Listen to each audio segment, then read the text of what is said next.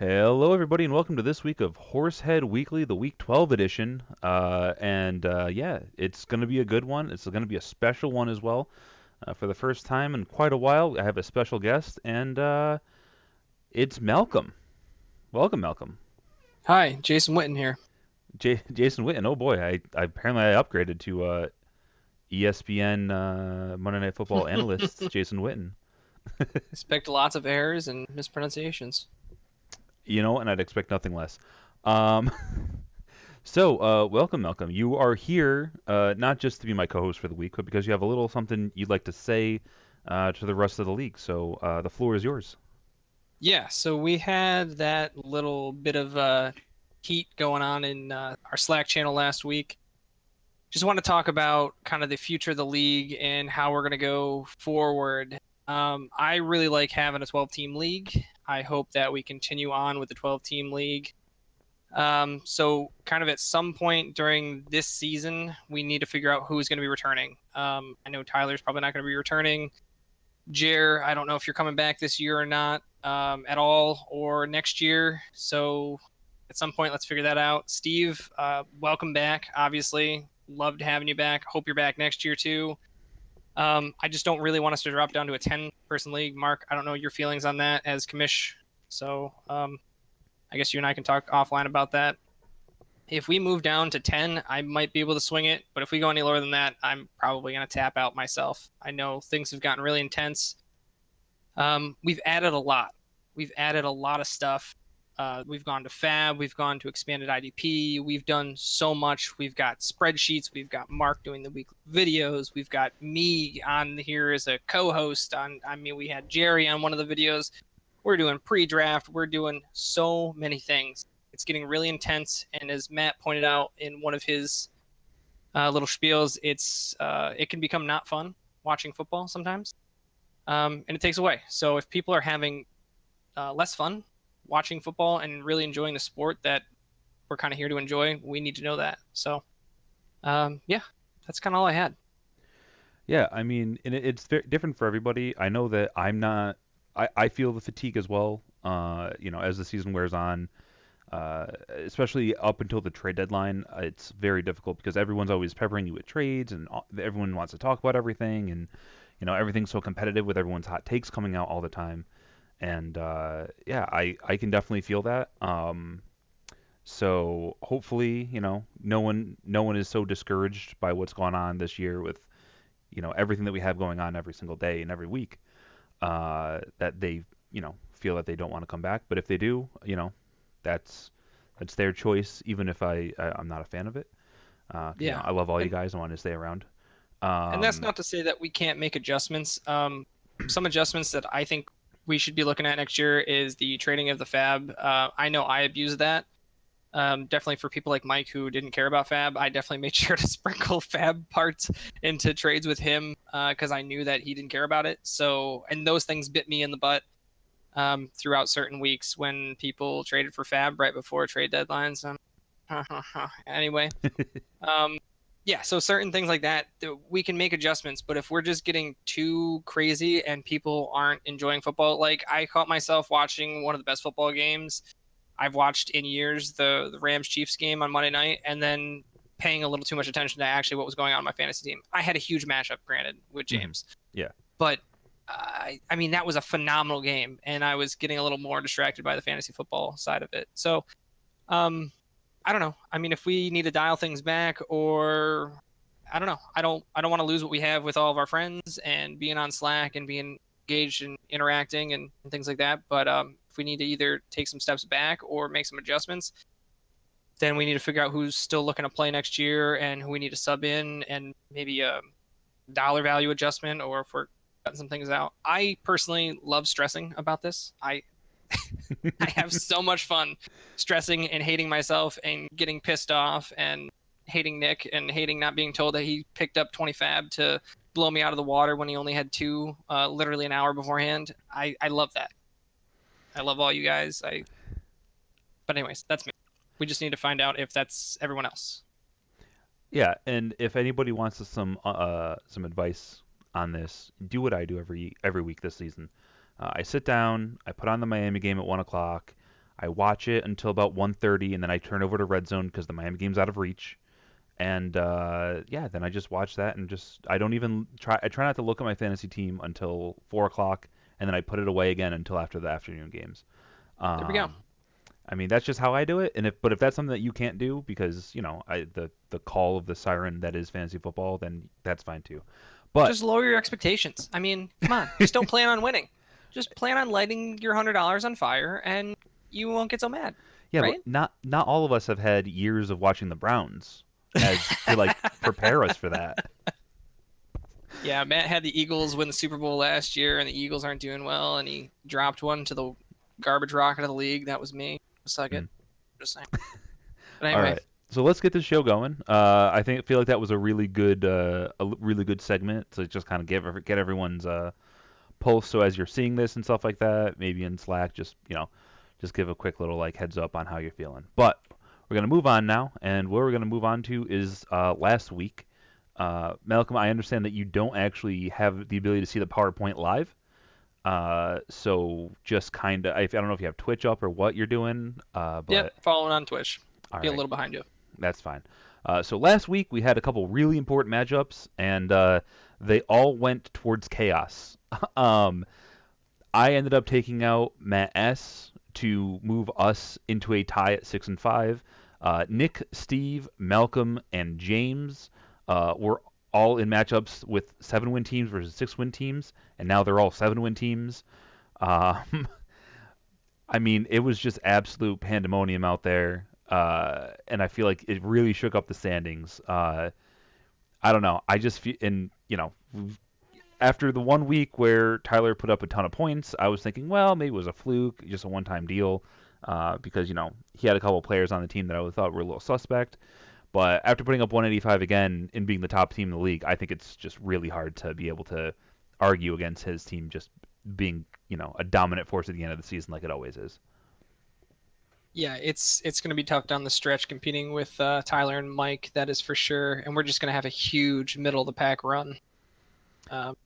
My split push with James 1-1, and then I'm going to have to play Little Matt again. Our division's awful, just awful.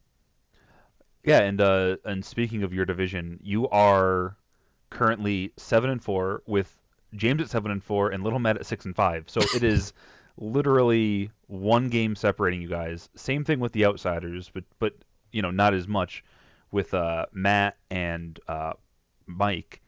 And then over in the insiders, you got two people tied at 7-4, and then over in my division, it really comes down to the game this week between me and Tyler. The winner of that is going to go on to the playoffs most likely, and the loser most likely again not going on to the playoffs. So a lot going on in the standings, and but when you pull up the pretty standings, it's crazy. Like you have 5, 7, and 4 teams that are in, and then I'm at 6-5, the division winner, so I'm in. But you still have Matt S, Matt M, Tyler. They're all still alive, and not just alive, but like have a decent shot and control their own destiny. So there's just so much going on in the next few weeks that it was really hard to like sit down and make these standings accurate, just because I just feel like there's a lot more parity in the league this year amongst the top, I guess, 9 teams. Third lowest average points per game. Yeehaw. Yeah, that's not true. You're fourth. Fourth? Yeah, you missed Matt S. I missed Matt S. But yes, so with that, I made up some playoff scenarios for everybody because I know everyone loves to see the playoff scenarios. So this is who's already locked in. Gabe and Dave, sorry, you guys are already locked in not only to not make the playoffs, but you're also locked into the elimination matches. So they will be fighting in Week 13 to make it into the 550. They are not quite there yet. Tyler, he cannot get into the bye anymore, but he can still make the playoffs. And Doug can't make the playoffs, but if he can pull off a series of wins, he can avoid the elimination matches. So a lot going on still in the playoffs, because really there's only 4 people who have any kind of thing decided for them. And we're just going to keep on chugging here with the playoff scenarios for the Skull House. Tyler is in the elimination matches with a loss this week. If he wins this week, he's most likely going to the playoffs. That's crazy. What? Yeah, he this matchup this week will decide because of the way his tiebreakers are falling, and it will literally decide whether or not he makes the playoffs or he goes to the elimination matches. While I want to see him lose, if he loses, he's going to be so mad after putting up 185, and if he drops this game and goes into that elimination bracket, he's going to be so mad. And so mad. And the thing is, he could put up, He 180 could put up and 185 still and lose because he's playing me and my team. I just feel like both of these teams could pop this week, and it could just come down to like a 5-point difference. This is why people are talking about quitting this game. My god, it's absolutely insane. And I will end up, and I win the division with a win, this week, and I avoid the elimination matches even if I lose and then win next week. So that's what's going on. He's gonna put up 180 and not make it, and I'm gonna put up like 111 and make it into the playoffs. That's what's gonna happen. There's gonna be a riot in the Slack channel. I know. People are so mad. Okay. So Doug, he is in the elimination matches with any loss or any win by me. He basically has to win out. I have to lose out. That's the only chance he has of avoiding the elimination matches. So that's it for Doug. Moving on to your division, Malcolm. Congratulations, you win the division with a win this week and James lost this week. Nice. So that's pretty nice. That's pretty nice. Of course, because you have the tied record. If you win and James wins, then next week still counts. You have the tiebreaker over him at that point, but there's all that. And Matt S. can avoid the elimination matches with any win over the next 2 weeks or a Tyler loss specifically this week because of the way that things sit. So that's what's going on with that. So our division's going to get really weird if I lose. Yeah, if you lose next and week's James gonna be really loses, then everyone's at 7-5 going into last week. Oh, God. Moving on to the outsiders, Mike just needs to win a game for the rest of the season, and he is the champion of the division because he has insane tiebreakers against his division mates. And Matt M can avoid elimination matches with any win or a Tyler loss this week. Again, same as the other Matt because they are both at 6-5 and have the tiebreaker over Tyler. And the insiders, it's just chaos. I have the between Nick and Steve, they are just tied in every statistic. They have the tiebreakers head to head are 1-1. It's just nonsense, and I literally can't make any playoff scenarios for them right now until I see what happens next week. What does it go to? Like points for? So it starts with head to head, then it is division record if it's a divisional matchup. So if it was me and you who were tied for something, we wouldn't do divisional stuff for anything. And then it goes to points for as the third tiebreaker. Yikes. Yeah, so it's rough. So that is it for that. So let's move on to the Eliminator. And speaking of things that are incredibly close and difficult to deal with, everyone has 2 strikes in the Eliminator. So it literally comes down to the next 2 weeks. Whoever comes in last this week, you're out. The week after that is the lowest one of those 2, they're out. And so this $50 is coming down to some real cool stuff, and it'll end in week 13, right before the playoffs. Can't believe Nick just got his second strike this week. That's crazy. Yeah, he started off the season with a strike week 1, and then then hasn't touched it for 10 weeks. It's pretty crazy. It's like that and Doug. Those were the 2 people who the whole season I was kind of baffled by until Doug ended up getting eliminated recently. Just because Doug week in and week out was below average, but he just didn't pick up a strike. It was crazy. But yeah, so that's what's going on in the Eliminator, and now we're moving on to the incentives. And I'm just sitting here just eating my crow right now for you. The number 1 QB, Patrick Mahomes, has led you to, in my opinion, almost a lock at the QB incentive. So my apologies for bad-mouthing your boy. it's not even worth worrying about anymore. That guy's single-handedly won me some games. Yeah, he is absolutely a monster. Over in running backs, Matt M retains his lead, but after 2 not so great weeks at running back after he traded away Gordon, he now has myself, Nick, and Steve all right next to him within 25 points. So that's going to be a really nice matchup to watch moving forward. Over in wide receiver land, James has claimed the top spot, leaping over Steve, as myself, Matt S, and Mike are all within striking distance, but for the most part, it's probably James, Steve, and Mike for the next couple weeks, unless something big changes.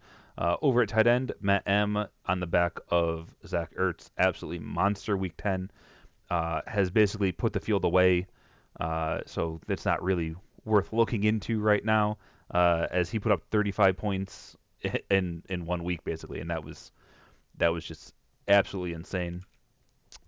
Over on the defensive side, we have at D line.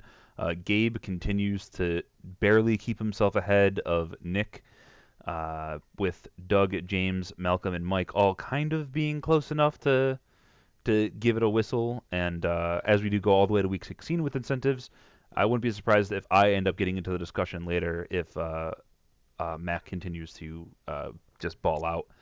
Over at linebackers, Nick, on the back of his rookie phenom, has jumped into the lead and surpassed Matt S, with Matt M and James both falling away pretty hard. So it's basically just down to Nick and Matt S at the moment. And over at defensive back, Doug had a pretty bad week 10, allowing Mike, Nick, and Steve all to move up within striking distance of that.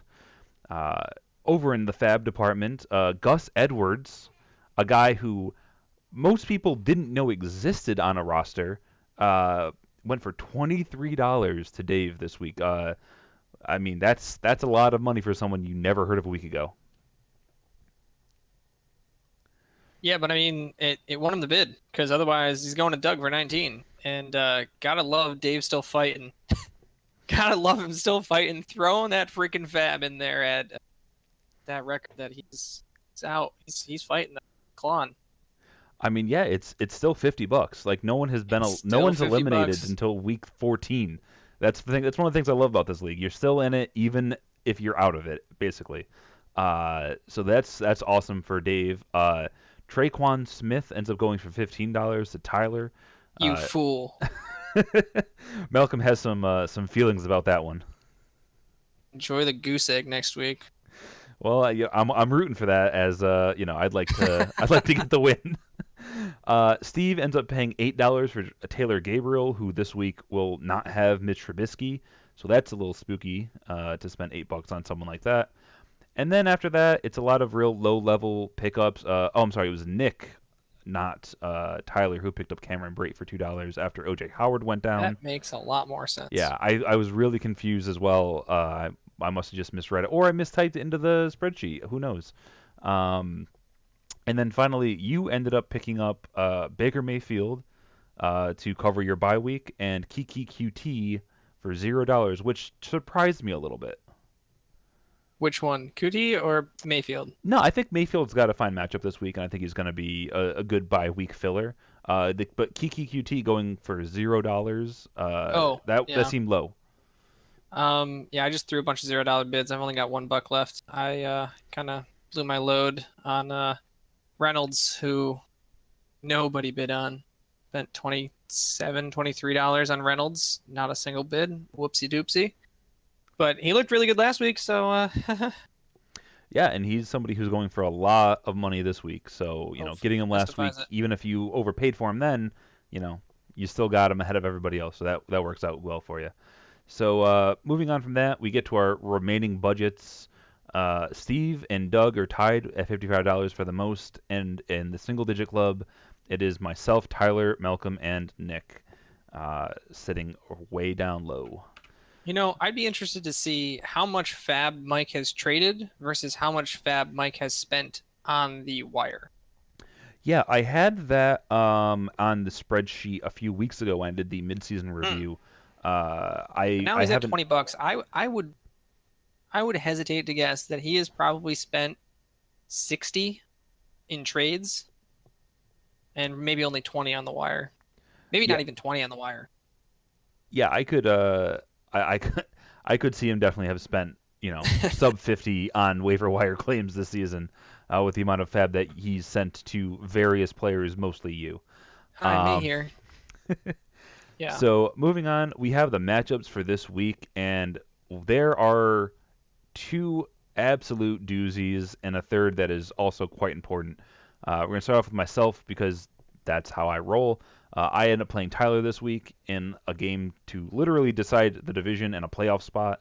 I can lose and still get into the playoffs, but it's really a tough road for me. I need a lot of help. So both teams are looking to win this week and lock up that playoff spot. You have a really important matchup this week as you play Nick in what should be a tough game for you without Patrick Mahomes, but still, yeah. How are you feeling about that one?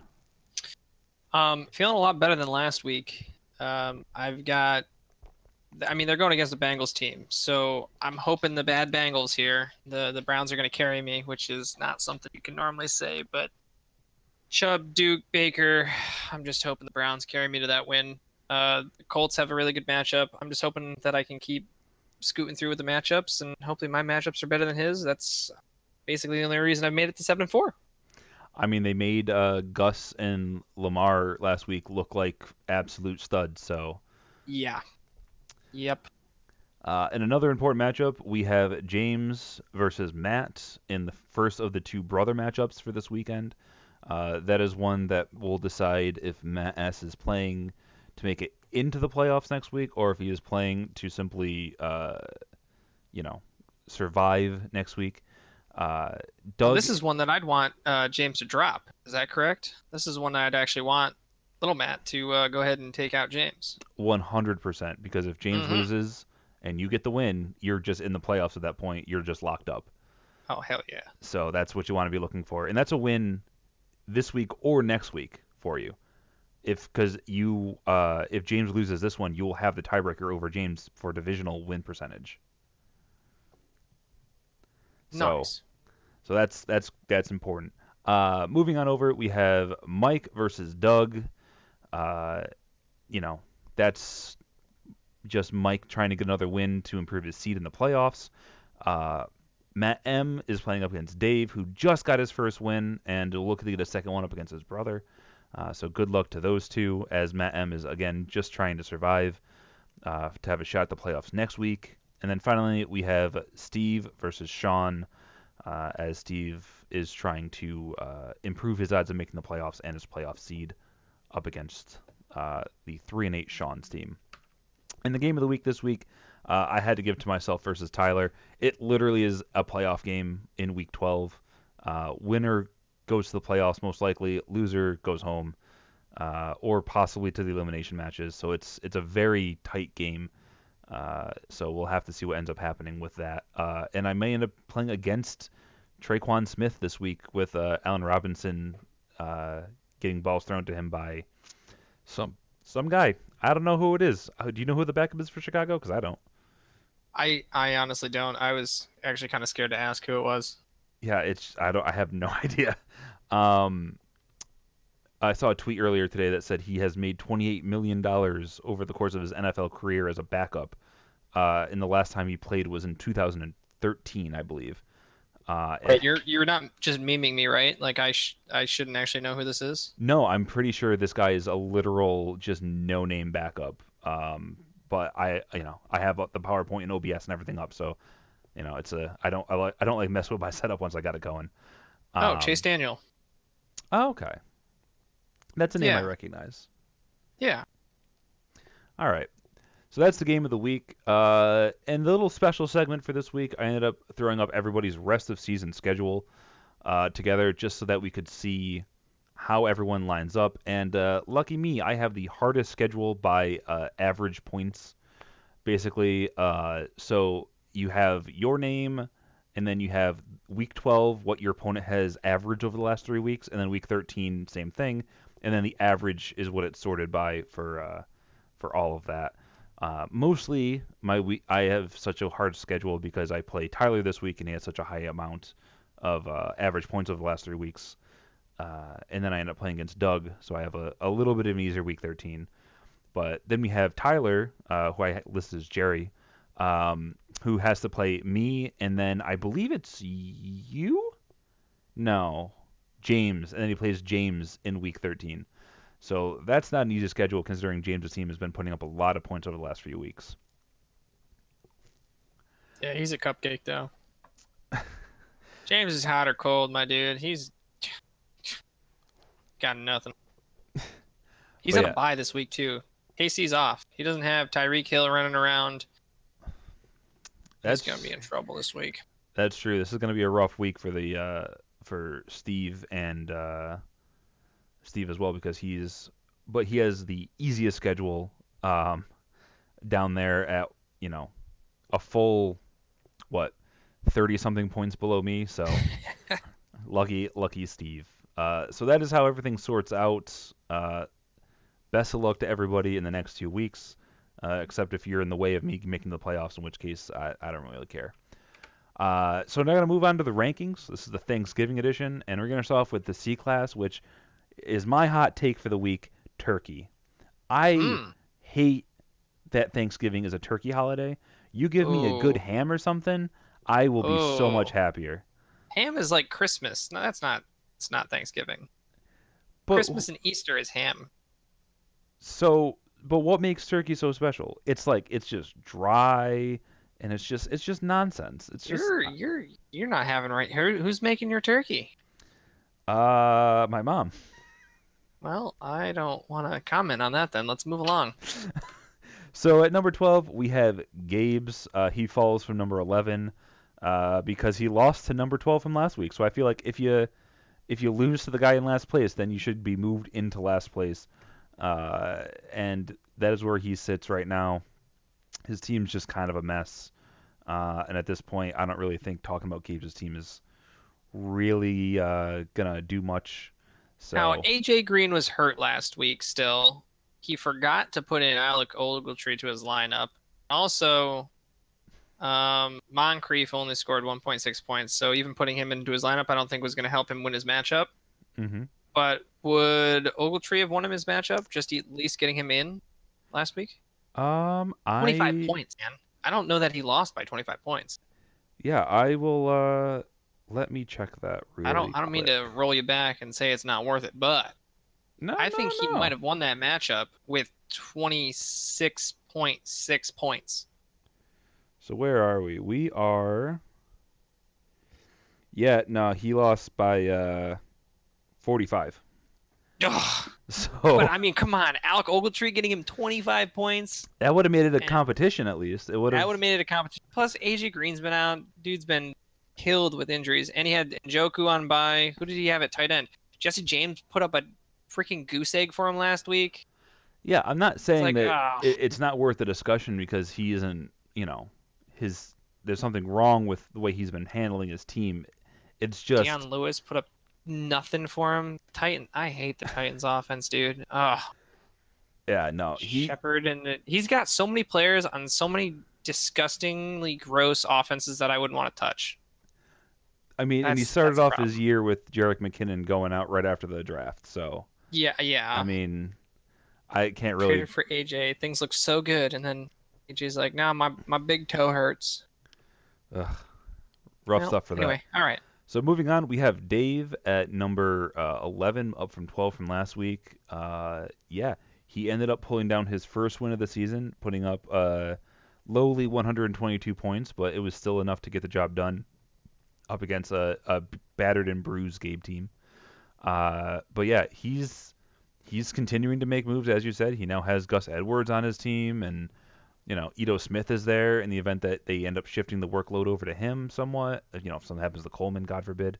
Yeah, so he's got some interesting stuff going on his team, and I'm curious to see how he's going to end up finishing the season, because he could be one of those guys who just comes in, snipes a team off of the in the eliminator match, and goes to the fight for 50 and could put up decent numbers. I mean, I'm looking at people like Jordan Reed on his team even, Uh, Yeah, Now he has a new quarterback coming in who, might actually look at him and say, "Oh, that's a good football player," and throw him the ball. and look at his IDP. I mean, IDP's been so wishy-washy. If his IDP can continue to do something like that, I mean, if you can get 10 points apiece across the board, and he had Justin Reed throw up 17 and Von Miller throw up 12 and a half. Not that everybody's going to do that every week, but that was definitely something that carried him really well when he had other people kind of drop the ball. I mean, yeah, if you can get 50 points out of your IDP every week, like Nick was doing when he was really hot midway through the season, you can forgive a lot of other people having issues. And if those people get right and he ends up turning it around, yeah, it's gonna be he's gonna have a bit of a sneaky dark horse look going into the fight for 50. But up at number 10 we have Doug. His team continues to struggle last week, but to be fair, he did have Michelle, Amendola, and Gronk all on a bye. So not the worst. He also had Kerryon Johnson get hurt now though. He's got Alex Collins who's dealing with the fact that he might not have a job anymore really if it goes entirely over to Gus. So yeah, he's got a part of the Seattle backfield which is just absolutely fractured. So yeah, it's a spooky time to be Doug's team. Yeah, thanks for that trade, by the way. That was really helpful. I dropped him a sack of potatoes. Who was that? Seattle backfield. Oh my God, what a mess. I mean, Not worth that fab. if they just did something reasonable with it, like pick a guy and just have someone spell, but no, they decided we're just gonna run all three guys equally and just don't care about fantasy football like a bunch of jerks and reasonable football players. So that is Doug down at number 10, and that ends the bottom tier. We're moving on up to the B class, which is Don't you put me here. everyone's drunkle, everyone's drunk uncle. Everyone's got that guy who just kind of shows up to family events around this time, the holiday times, and just kind of acts like a absolute buffoon. And everyone at the end of the night goes, "Man, that was interesting that he showed up." You got one of those. I don't want you to call anybody out, but I'm just wondering, do you have one of those type of guys? I got a couple of those characters. Not necessarily a drunkle, but some cousins and some. I got an aunt that's kind of like that. Yeah. It seems to go with it. Like everyone's got one in the family. Kind of people So that you're pulling out of the house at the end of the night. yeah, you're kind of like, cool, thanks for coming, bye. Uh, so we have falling down to number 9, Matt S. Uh, and this is every single week I look at his team and I go, man, he's got a pretty good team. And every single week he puts up meh to bad points, and I can't figure it out. As much as I've been trying, I mean, he's got Ingram and Antonio Brown, James White, like, but he just can't seem to put it together. And now he has, Robert Woods on a bye, which isn't going to help him out at all. So I don't know. Can you look at this team and maybe be able to figure out like what's going on here and figure out why he's having such a struggle of a season? I don't really know. Based on last week, did he not win his matchup last week? I believe he did. Oh, well, last week looked pretty good. I mean, his LA players, Woods, Johnson, and Littleton, they put up the three of them put up some stellar numbers. Um, Oh, Cousins is in there doing kind of 20ish points a game. Ingram, Coleman's disappointing, but that's kind of doing what he does. AB wide receiver 2 is kind of rough because Denver is just not a good offense. They don't well, throw in don't the red zone. do not forget he has Robert Woods on his bench because of a bye week. No, So I know this week. I'm talking about like this last week, week okay. and kind of previously why he's sliding now the past couple weeks. I don't really know what to pinpoint here. I know wide receiver 2 is going to be a little rough, and New England with the running back, it's just kind of scheme wise, but I don't know, just other people, just bad luck. I don't. He's got people that are all in the top 15, top 10, top 5 at certain positions. So I don't know. I think he's bound for a couple wins here. I'm feeling like an upset over James is inbound. Yeah, I just looked at the schedule for last week, and I actually played him last week and won. He put up almost 150 points, but I ended up putting up I think the third highest in the league. So he just ran Yeah, into a guy and who just had yep, bad had luck a for better him. week. Yeah, Yeah, I don't think he's putting up bad weeks. I think he's been pretty consistent. He's got a very good team. It's just other people are popping off at the right times for them. that So is true. Moving on to number 8, we have the other Matt M. Somebody else who I really liked a couple weeks ago, but they just have not been able to put up the numbers. But this one I can more easily read into. Dalvin Cook just has not been himself since he came back from injury. They've been splitting the workload a lot, and just last week they really just didn't throw the or run the ball at all. They just spent all their time throwing the ball at Stephon Diggs. So it's great for the Diggs owner, but for the Cook and Murray owner, it just kind of has been falling apart on him. And he has a couple IDPs who have just been struggling. Zach Ertz putting up 2.5 last week as one of his key players, and Carson Wentz only putting up 2.4. yeah, that hurt That's a really what lot. doomed him last week.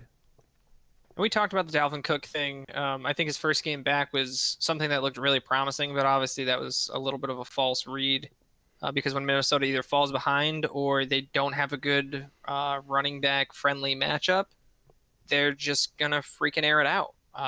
They're gonna ditch the run and they're gonna keep passing, and obviously they're not using him in the passing game. Yeah, I think they just realized what they have with Cousins, Thielen, Diggs, that whole setup, and they just decide, hey, we might not need to be this run heavy, pound the rock type team anymore. We can be more like the Rams, be more like Kansas City, and really air it out with these threats. So yeah, it's a little bit rough for that. But yeah, so hopefully, he's got the pieces to rebound if Cook comes alive, but for now, Cook and Peyton Barber as your, running back 1, running back 2 when you have Kareem Hunt on bye, that's quite spooky. His Peyton Barber's got San Fran this week. Yeah, That it's not. shouldn't be terrible. Yeah, unless what's his name comes back, and they decide to give the rookie some touches, but Oh yeah, that would be his luck. That would be Matt's luck this week. He's gonna be so. Oh my god. yeah, Yeah. it's. Let's not even go there until it happens. And then here and this was tough. I have to say this was tough. In the Thanks for last moving me up, buddy. in the last slot in the B class is Malcolm. You. I had to give you the nod because your team's been putting up pretty good points as of late. You proved me wrong with Marlon Mack. I really thought he was just going to be a dud for the rest of the season. I really didn't like him. I literally cut him from my team, and then you picked him up off of Fab. But No, yeah, actually, he was on Little Matt's roster for a bit before he came back from injury. I was like, "Hey, you want to tag this scrub on to this trade?" And I think I got him from him. okay. Because I He was just a definitely little had add-on. him on my team and just cut him at one point Yep. or something because I was just like, nah, he's not doing anything. He's washed up. But yeah, he's doing well. That whole offense is just humming out in Indy, and you're definitely eating that up with Mack and Hilton, and then you have the Cleveland offense who despite not being you know a team that's putting up a lot of wins, they're definitely producing a lot, and that's definitely doing some great things for you. Yep. So yeah, did you end up? Do you have a tight end? No, you don't. You don't. I I mean, you have Jeff Heuerman. Heuerman. Hireman? I don't know. Hireman. I I don't don't know. know. He had that one game before their bye week where he caught like 10 of 11 targets. I'm like, oh man, I'm gonna pick him up on the bye week so I can get him ahead of time for zero fab. And then he put up, 4 points. Yeah, And Jimmy Graham is now projected to be out, so I'm gonna have to start him against Pittsburgh and hope for the best. No other options out there. yeah. Tight end is really really thin this year. And so that ends the B class. Now we're gonna move on to A class, which is to me it's sides. Like I will go to a Thanksgiving dinner and I will look at the turkey and go, no, thank you. I will have stuffing and mashed potatoes and everything else because I just think that the sides are the food to go for at Thanksgiving. Even though it does go against my whole thing of go for the meat when you're eating, but you know I just love the sides. I don't even know Uh, what to say about this. Yeah, you don't have to. I was just gonna move on to number 6, where we have James, because despite getting the loss last week to you, he has been, or no, he No, picked up the win. he got the Yeah, dub. that's why he was ahead of you. Yeah, his team looks pretty scary. Like, I didn't like his team for a while, but I think he's really starting to come around with a lot of these this stuff. He's got Jared Goff, who's absolutely slinging it out there. After he traded me Cam, and then he went out and picked up Jared Goff off of waivers the next day. And I feel like I probably should have just kept my the guy I traded away and picked up Goff myself the way he's been playing lately. He's absolutely insane. And on top of that, he's got Tyreek Hill, Alvin Kamara, Josh Adams, who's playing incredibly well as of late. Juju. I mean, this is one of those teams that if it can just get lucky one week, it could definitely knock off one of those two guys at the top that we were talking about before the show in Mike or Tyler. Yeah, James has like that floor of 120 points, and then he's got that ceiling of like 185. So he's got those boom weeks with people like Tyreek Hill, who's gonna like last week, 38 and a half points. I was like, I mean, I got Pat Mahomes. I'm like, yes, Patty, go and sling it. No, that's number 10. No, not like this. 75-yard touchdown. I'm like, oh boy, what do you do? What do you do? Yeah, I mean, when you sit down for Monday Night Football with 3 players left, and then 100 points later, you're like, man, that was a good game. Because he almost got 100 points off of 3 guys in one night. I know. I was projected less than 100, and I scored 150. I was like, oh. So yeah, well, so that's whatever. So that's James. I think he's going to continue moving up this list, but he does have a really tough matchup this week with Goff and Tyreek Hill and Aaron Donald all on a bye for the week. We want to talk about Donald, yeah. So, Suck it, James. I hope you lose. Moving on to number 5, we have Steve, who falls down one spot this week. Yeah, not really much to say. I feel like his bad week last week was more a Matt Ryan just kind of struggling, which brought down Calvin Ridley and really just cost him a bunch of points. Who did he struggle against, Mark? Steve? No, Matt Ryan. I don't remember. Who did he play? Played against the Cleveland Browns, Mark. Oh, geez. Well, there we go. The defensive team of greatness, the Cleveland Browns. But yeah, he just didn't look great last week, and this week he plays against New Orleans, which was a much better matchup. But still, it's I had to knock him down at least one spot because team didn't put up good enough points last week, despite the fact that Stephon Diggs is absolutely crushing it. So, how about Kenny Galladay too? Man, I loved that pickup that he had with Kenny Galladay. Man, as soon as the Golden Tate trade happened, I was knocking on Steve's door begging for Galladay. Everybody was. I'm even sure. Before that, though, even before the Golden Tate trade, I remember earlier in the season, I was telling Steve, I was like, Steve, you better put that man in your lineup, even at flex. Galladay, I love him. I want him. If I can't have him, put that man in your flex. Back when I do power ranking. But anyways, now here he is, slinging up 21.3 points. Yeah, and now he's the only show in town because Marvin Jones is hurt. So I feel like he's going to just have to Megatron it for a couple weeks. And, I think he's going to be one of those guys people are looking at in the first couple rounds next year. And Carry-on's gone too, so a lot of weight is on his shoulders for a bit. Yeah, and he's the type of player who's performed with that over the last few years. The less competition he had for touches, the better he's been. So, yeah. So Steve dropping down one position this week, but it's just because everyone's so close around here, and that moves us up to the S class, which is football. I feel like that's just you just sit around eating and watching football all day, and I think the football is my favorite part of the whole situation. Apparently not eating turkey, but anyways. I mean this week, we got a couple stinkers on the slate Thursday, but I'm glad the Thursday night game we have Atlanta New Orleans. That's gonna definitely save it. Good. And at number 4, we have myself. I move up a single position from number 5 from last week. I just, I really like my team, and I feel like I'm gonna be one of the front runners for the fight for 50 if I end up losing this week because my God, it's just sexy. Like look at all those single digit positions with Barkley, McCaffrey, Thielen, Odell. Then I got Aaron Jones sitting there, as the lead guy out in Green Bay now.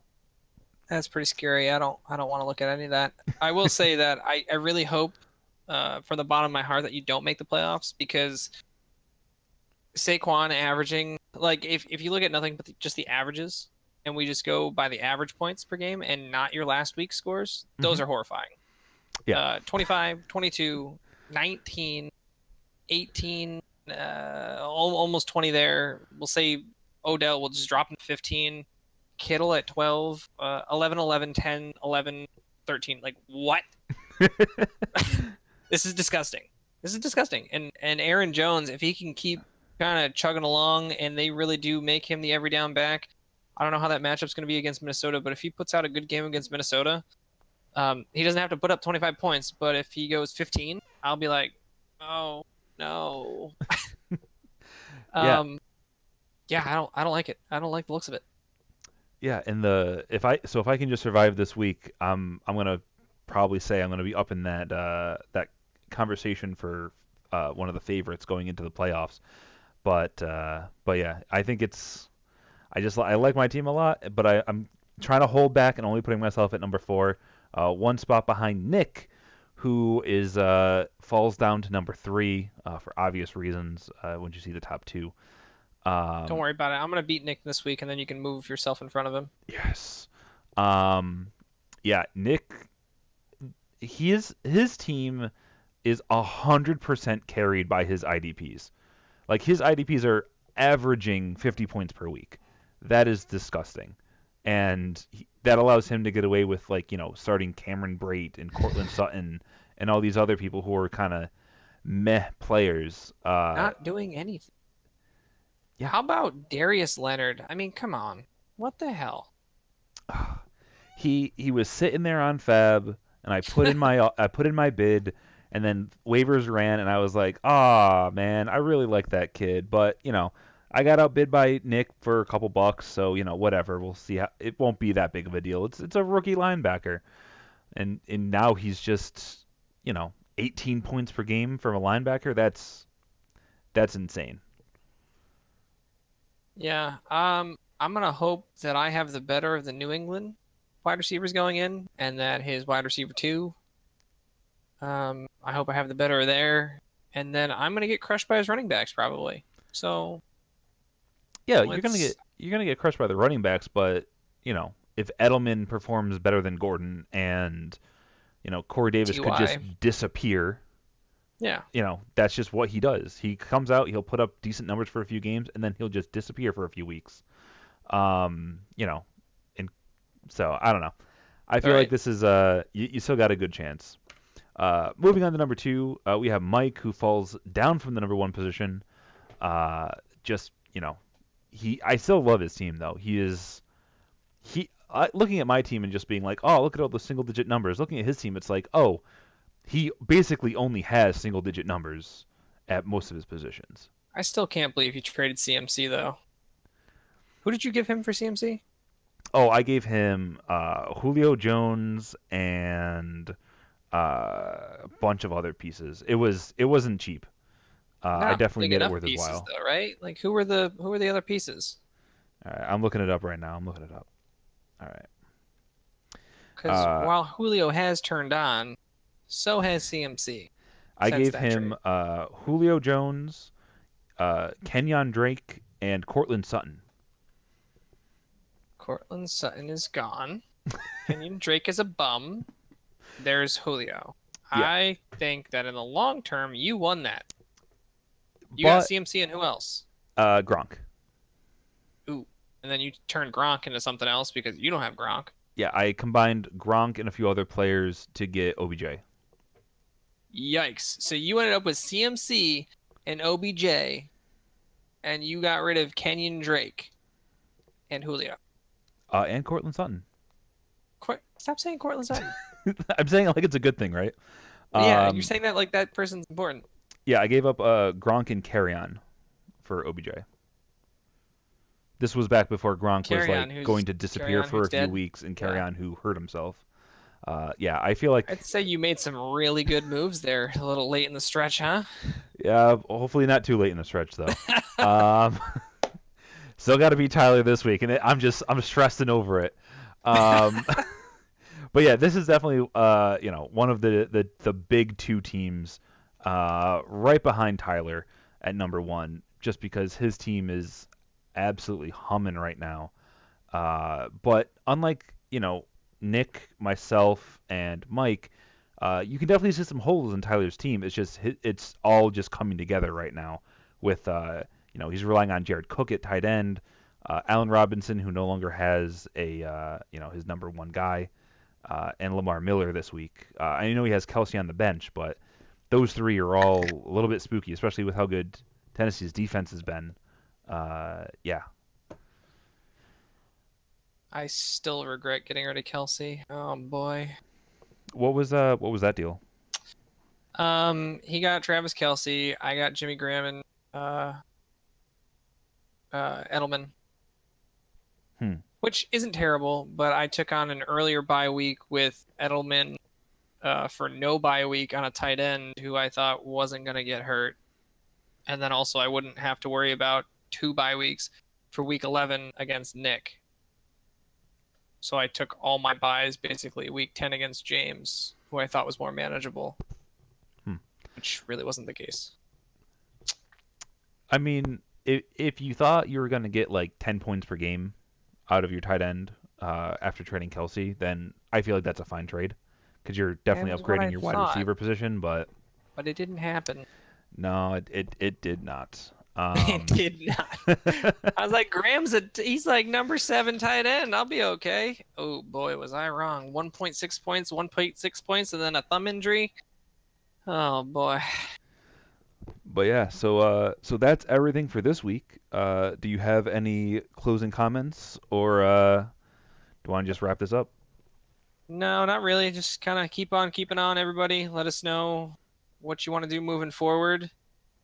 Hit us up in Slack.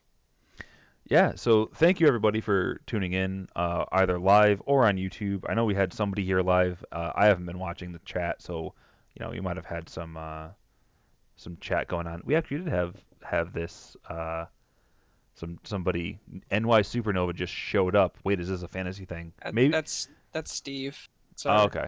Buddy Steve, yeah. So yeah, this has been us. It was a pleasure having you on, and yeah, so we will see you guys next week. Thanks everyone for stopping in.